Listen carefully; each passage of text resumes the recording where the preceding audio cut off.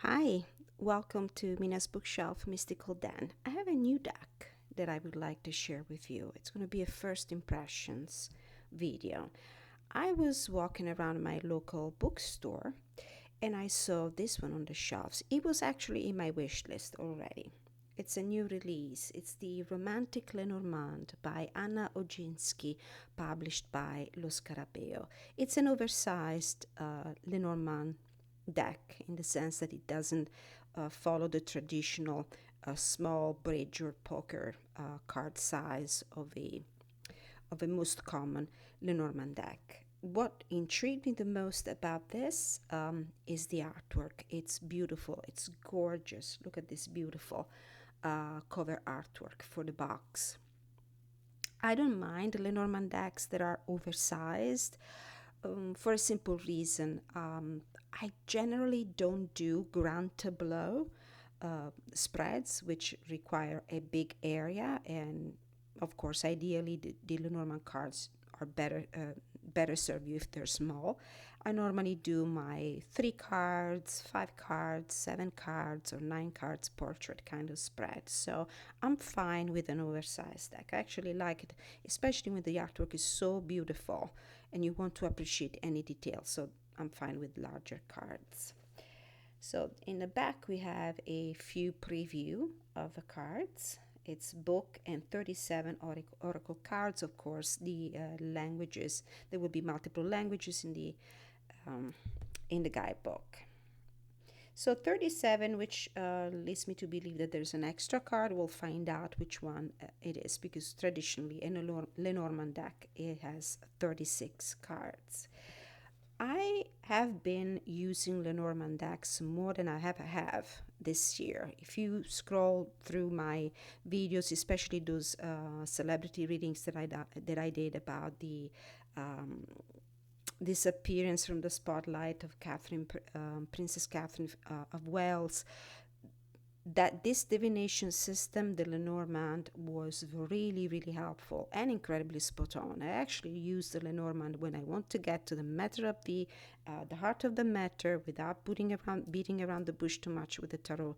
So you know that you can get very straight answers from this system of divination. And I collect decks, as you know, and I tend to use them also. I have, and probably will do a video at some point about my collection of Lenormand and fortune telling cards. Beautiful box, matte finish with the UV gloss spotting here and there. This is the side of the back. So obviously the vibe is the Art Nouveau vibe that you can find on some of the other tarot decks published by Lo Scarabeo. We'll do also a pairing at the end. Let's open the box. It's a plain white inside. This is the guidebook. There are no pictures. The cards are not illustrated here, except maybe for occasional illustrations here. It's probably one of the few. Yeah. We have the meanings of the cards with the number and the title. We have suggested spreads. And of course, an introduction. In front of you is the Oracle of Mademoiselle Lenormand, named in honor of the famous French fortune teller who lived between the 1772 and 1843. This deck stands as one of the most popular divination systems alongside the tarot. This oracle has its undeniable advantages, such as an easily grasped visual sequence and understandable symbols, which make it intuitively comprehensible, providing clear and straightforward answers to everyday questions. Art Nouveau, a style known for its exquisite beauty and elegant decor, pairs wonderfully with the deck. Its smooth and wavy lines, coupled with an airy lightness, complement the light-hearted and friendly nature of the Lenormand. As a defined style of the Belle Epoque era, primarily recognized in France, Art Nouveau provides a fascinating blend with the images. Although the oracle was created in Germany, it always contained a nod towards the refined French style, thus making the combination with Art Nouveau even more remarkable. So how to use the deck, how to read. So your reading style might vary. Traditionally, the way you read a Lenormand deck is that you draw a card. It might be a significant or simply the card that randomly pops out, drops out of the deck, or you pull out of the deck. And then you have a card that kind of defines it, explains it. It's like the adjective to a name, to a noun, that gives you the meaning of the idea that is coming through, the message that is coming through. Some people might read them individually in a sequence, which is fine too, but I like to stay true to the tradition and reading in that way, where the first card is the issue, the main idea, and the following card is a card that gives you details about it, that defines it. So we have the 2-card spread, examples of questions and answers, the 3-card spread, the plan spread. Interesting. Well, if we have time, we'll do that. The spread is suitable for situations when we need to implement our plan and we want to take into account all possible factors for achieving success. We have a description of the situation, motive that drives the querent, obstacles or assistance, what not to do, what should be done, and the prospect of the matter. And then translation in 4 different languages. Very nice. It will be a way for me to reconnect with my mother tongue, which is Italian. Okay, so nice book, nice quality. I like the paper, it's slightly glossy, black and white pictures. Now, when it comes to the deck, okay, we have a little ribbon here. I haven't purchased an oracle by Lo Scarabeo in quite some time. I think the last one that I ever got, and it was a while ago, it was the Nicoletta Ceccoli oracle. And I remember the cardstock back then of the cards was glossy and reasonably sturdy. So I was a little surprised when I opened the box and I found out that they have changed their cardstock. It's a matte cardstock, very papery at the touch. I have to say the tactile sensation is very pleasant. It is. I like this kind of smoothness, matte and papery feel. But the cards are very thin.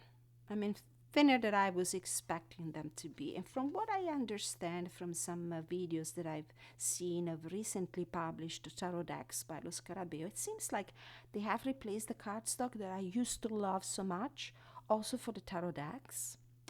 So I have to purchase one. I think I have a couple on my wish list of the recently published, just to compare and see. But I have to say, I really used to love the cardstock that Lo Scarabeo used for the tack box tarot decks, and also the cardstock that they used for their oracles. I was fine with it. So this cardstock is not what I expected. However, you can easily overcome all that, the initial disappointment, once you look at this splendid back here of the card. It's the floral organic motif typical of the Art Nouveau in all its glory. And I love the colors. It's beautiful. It's reversible for those of you who are interested in knowing if the backs are reversibles. I do not read Lenormand in reverse. If the cards come in reverse, I tend to put them back in the upright. I will pay attention though to the direction of some of the objects in the cards. For example, like where the direction of the blade of the scythe is, or the direction of the dark and the light side of the clouds, the direction of the fish, or direction of the ship. So, but normally you shouldn't read the Lenormand cards in the reverse. Well, once you purchase the deck, it's up to you though. It's your deck. You read it the way you prefer. But traditionally, it's not a thing. You don't read Lenormand cards in reverse. Beautiful backs, as I said. Now let's take a look at the artwork. Beautiful. Really beautiful. So I'm going to bring the cards closer to the camera lens so you can see all the details. First thing that I can observe here, we have the number, we have the name of the card, and something different here. If you take a look at a traditional, this is the Bluebird Lenormand, for example, Lenormand card. You have the name of the card, you have the number, and you also have the French card, playing card, the Lenormand card is associated with. So you have the 4 suits, the clubs, the spades, the hearts, and the diamonds. You have some of their pips and some of their court cards. In this deck, you only have the connection to the suit. So you will only see a heart, a spade, a club, or a diamond. Not the pip, not the court card. Now, personally for me, it's not a big deal because I never really look at this to guide me in the reading. I memorize the meanings of the cards when I studied the system. I make my intuitive connections. This deck is particular because there's also a rhyme. It's not typical. Let's take a look at another one. This is the Enchanted Lenormand. As you can see, there's the playing card, little thumbnail here, the number. This one doesn't have the name of the object, for example, the coffin, but this is my study deck, has notes all over.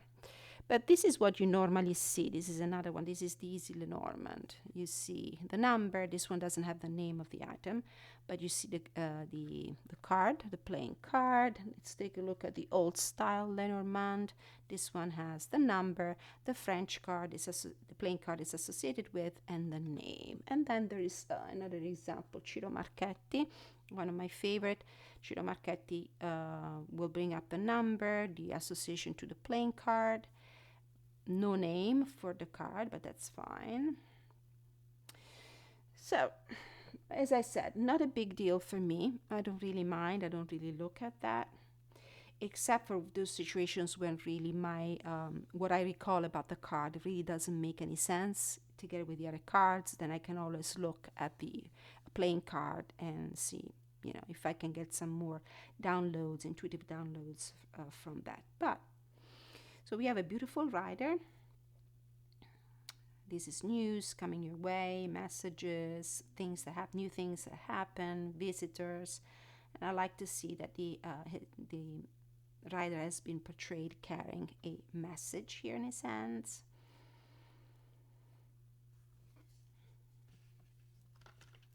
Then we have the clover, small fortunes. I like to see the coins here, and the bees. They will help a less experienced reader understand, although everybody knows what a shamrock is and what it signifies, what it stands for, but it's helpful to know that this is a symbol of abundance, of luck, maybe unexpected windfall of money, and stuff of that nature. Then we have the ship.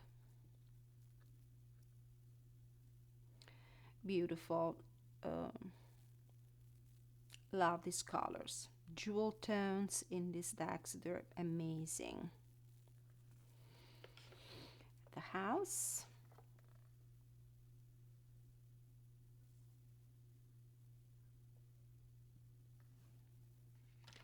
The tree.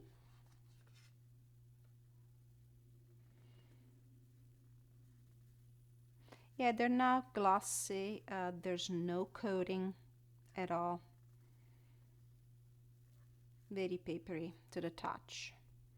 I mean, probably I would not mind it in a tarot deck. Well, we'll see how it will hold up. We have stags here in the tree as a symbol of power, with the acorns, strength, grounding, foundations, growth, family connections, DNA, health-related issues.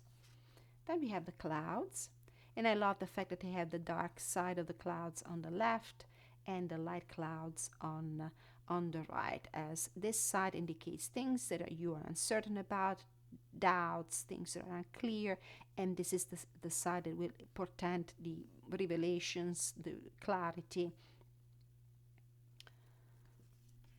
Then we have the snake with the apple here is the same symbol of temptation as one of the possible ways to interpret this card. This, for example, would be a court card from the club suit. It would be the queen of clubs, but we only have the symbol of the suit. Then we have coffin with this lunar moth, symbol of transformation. In the Lenormand, it's definitely a symbol of endings, just endings. The Lenormand as a system is much more definite and final in the way it states its messages compared to the, let's say, the fluctuating energy of a tarot deck. Okay.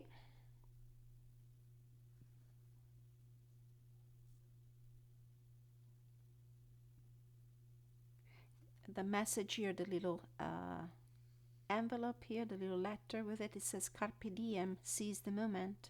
It's Latin for seize the moment. This could be an offer, an invitation, a gift. The scythe, more Latin inscriptions here. We have in tempore messis, which is time of harvest. It means time of harvest. Now, sometimes you will find in different Lenormand decks that the scythe will have the blade on the bottom, which means that they will be pointing on this side or that side instead of the top. It's really important to see what's on the side of the blade and what's on the side of the handle, because on the side of the blade, it might indicate things that you will drop out, cut, eliminate, things that will end. On the other side, which is the side of the abundance and the harvest, you will understand what is what is growing instead, what is bringing abundance. It's a nice introduction of this sand watch, hourglass. Sorry, it's hourglass.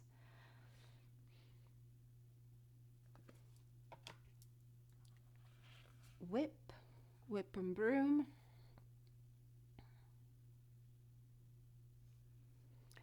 With this nice, is this nettle? Could be. Nice thorns here. So as you see, you can get the feeling, the vibe of the card, even if you don't know the system yet, from the floral motif, the plants.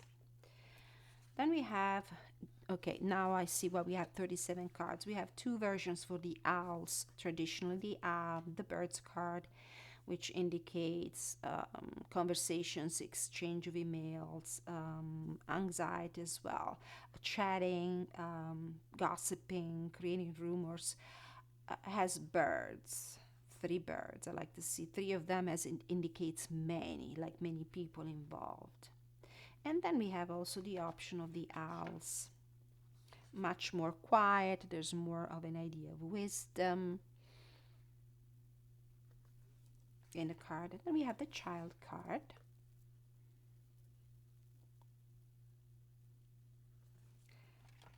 Fox. Beautiful with this mask here. This card has a duplicitous meaning, pun intended. So it might indicate somebody who's not being honest. It might indicate deceit, deceitful people. It might also have a meaning related to job opportunities. So it's a card that says, think on your feet, grab the opportunity as it presents itself. And the bear, symbol of power. Maternal instinct, very protective, a boss, a person of authority, strength. In a more negative sense, it could be also person that is abusing its power, his power or her power. Then we have the stars with the zodiac signs. Stork. We have eggs here in the nest, so it's a card that normally might foretell pregnancy, the arrival of news, change, migration, movement. And I like to see that this stork has her wings open, like it's still in the act of flying down or taking off. And we have the dog with the red lily.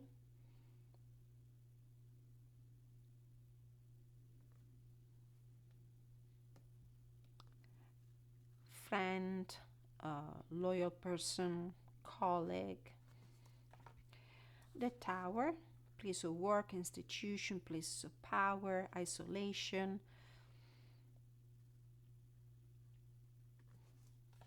Then we have the Garden, public places, public venues, meetings, actual places, outdoors.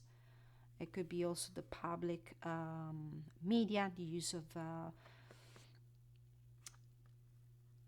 social venues, as in Facebook, Instagram, and stuff of that sort. Then we have the mountain, massive obstacle. See all the thorns. But something that you can overcome if you have the fortitude and the perseverance of a stag. You can still find a way to get on top or on the other side. So think about alternative solutions. Crossroads, decisions, decisions, decisions. Mice, losses. Somebody might be stealing from you. Source of worries, concerns, and anxiety. Then we have beautiful heart. This would make great tattoos. I don't know who Anna Oginski is. The name is familiar though. I need to find out if she's the illustrator of other decks as well. The two doves, a symbol of love, partnership, soulmates, matters of the heart. The ring, commitments, contracts. Things that come in circles as well, completion of a circle, of a cycle, cycles. The book. This is an interesting card the way it's been represented here, because typically in the Lenormand the book is closed, because that's a card that indicates mystery, things that are not known yet, and things that you need to find out about, things that you need to study and learn about. And it's really important to see which way does the spine of the book faces and which way the opening of the book faces, to understand what is going to be revealed and what is hidden. Here we have a completely open book with a candle shedding light on a subject. Letter, messages, formal communications. Verba volant, scripta manent. This is another very famous Latin saying, motto, that says that things that are written will stay forever. Words that are simply spoken will fly away, will go away. So this is the importance of putting things in writing if we want if you want the communication to be more effective, because words can be forgotten, they can be manipulated. The man is familiar, has a familiar face. I don't know why, but this face is familiar to me. So this is the divine masculine. It could indicate an actual man, is the man energy. Can be used as one of the significator cards in the deck. We have one for the woman as well at number 29. So no bonus cards for the significator. A lot of creators always include a bonus just to cover different ethnicities or age groups. But we can work with this. No problem, no worry. The lilies. This is one of the most, conflictual cards for me to understand in Lenormand, because it means so many different things. It's an authority, it's a symbol of royalty, it's a person of a certain age. This is a lofty ideals, values, honor. It can also indicate intimacy, purity. Interesting card. Then we have the sun with the sunflowers, the moon, with the lotus flowers and beautiful. The Key, one of my favorite cards, one of the most positive cards in the Lenormand. It opens doors, it's solution to all kinds of problems. Very nice key.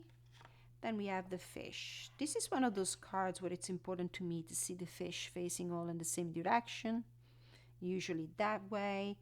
Traditionally, the fish card is represented like that, even just to understand it in relation to the significator. For example, if the abundance, which this card is a symbol of, is swimming away from the significator or is going towards the significator. Here we have them going in totally different directions. So it's great to see the coins that will help the reader understand we're talking about abundance, financial abundance, money coming in. But the fact that there are fishes of different dimensions that float in different ways makes it a little bit more challenging to read the Lenormand in the traditional way. Then we have the anchor with another Latin motto, Festina lente, which means make haste but slowly. I mean, hurry up, but be careful. And the last card, the cross, with the sacrificial lamb here. All right. Let's give it a little shuffle. We'll read one of the cards from the guidebook.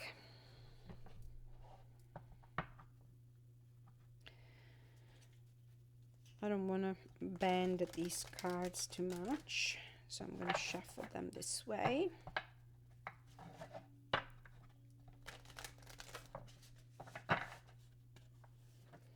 Let's see these two. What do we have? We have the book, Revelations of a Mystery, I would say, since the book is open, and dog. These are revelations that you can really trust because they come from a trustful, loyal source. This could be read also as a co-worker, a colleague in an environment work environment where books are involved, where there's learning involved. This could be maybe a person coming forward and revealing their honest, truthful feelings towards you. Let's read from the book, number 26. The book is a symbol of knowledge and learning, as well as a mystery that can be revealed if we take the trouble to read this book. In everyday matters, this card speaks about the search for information, obtaining education, professional development courses, consulting with a specialist, accounting, teaching, research, investigation, unraveling mysteries, new acquaintance with someone or something. So maybe somebody who could really trust, a new friend coming your way. All right, the deck that of course I would pair with the while doing these readings. Probably I will do a lot of love and relationships readings with it, since it's the Romantic Lenormand, is the Tarot Mucha. Tarot Mucha or Tarot Mucha. Same style, same vibe, because we have the Art Nouveau vibe, and I would say the art style really is very compatible. The energy of the deck is very compatible. Oh, look, the Lover's card. Yeah. Is it that somebody maybe will reveal their feelings for you? Truthful, honest person, somebody you can trust, honorable person. All right, so this was my first impressions and a little review of the Romantic Lenormand by Anna Oginski. This is a new release by Lo Scarabeo. Lo Scarabeo, if you happen to watch this video, please let me know what is going on with the cardstock, because I really like your old cardstock. I really do. Thank you so much for watching. Let me know what you think of this deck. Do you use Lenormand? Do you like this art style? I'll meet you in the comment section. Please like, share, subscribe, hit the notification bell, leave your comment, contact me at email address below for readings, personal readings. Thank you.